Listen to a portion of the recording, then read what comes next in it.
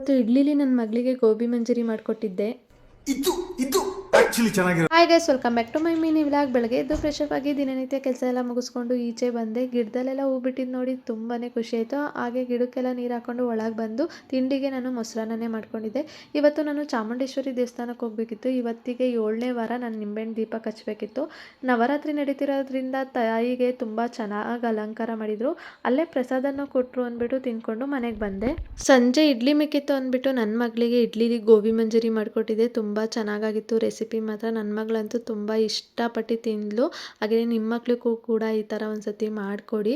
ಈ ರೆಸಿಪಿ ಬೇಕು ಅಂದರೆ ನನ್ನ ಯೂಟ್ಯೂಬ್ ಚಾನಲಲ್ಲಿ ಫುಲ್ ವೀಡಿಯೋ ಅಪ್ಲೋಡ್ ಆಗಿರುತ್ತೆ. ಒಂದು ಸತಿ ಹೋಗಿ ಚೆಕ್ ಮಾಡಿ, ಫ್ರೀ ಆದಾಗ ಬಯೋದಲ್ಲಿ ಲಿಂಕ್ ಇರುತ್ತೆ.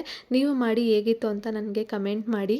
ಮಾಡ್ಕೊಂಡು ಕುಡಿದು ಸಂಜೆಗೆ ಅಡುಗೆ ಮಾಡ್ಕೊಳ್ಳೋಣ ರಸಮ್ ಅಂತ ಮಾಡ್ಕೊತಾ ಇದ್ದೀನಿ. ಇವತ್ತಿನ ಬ್ಲಾಗ್ ಇಷ್ಟ ಆಗುತ್ತೆ ಅಂದ್ಕೊಂಡಿದ್ದೀನಿ. ಇಷ್ಟ ಆದರೆ ಲೈಕ್ ಮಾಡಿ, ಹಾಗೆಯೇ ಮರಿದಲ್ಲೇ ಫಾಲೋ ಮಾಡ್ಕೊಳ್ಳಿ. Thank you for watching.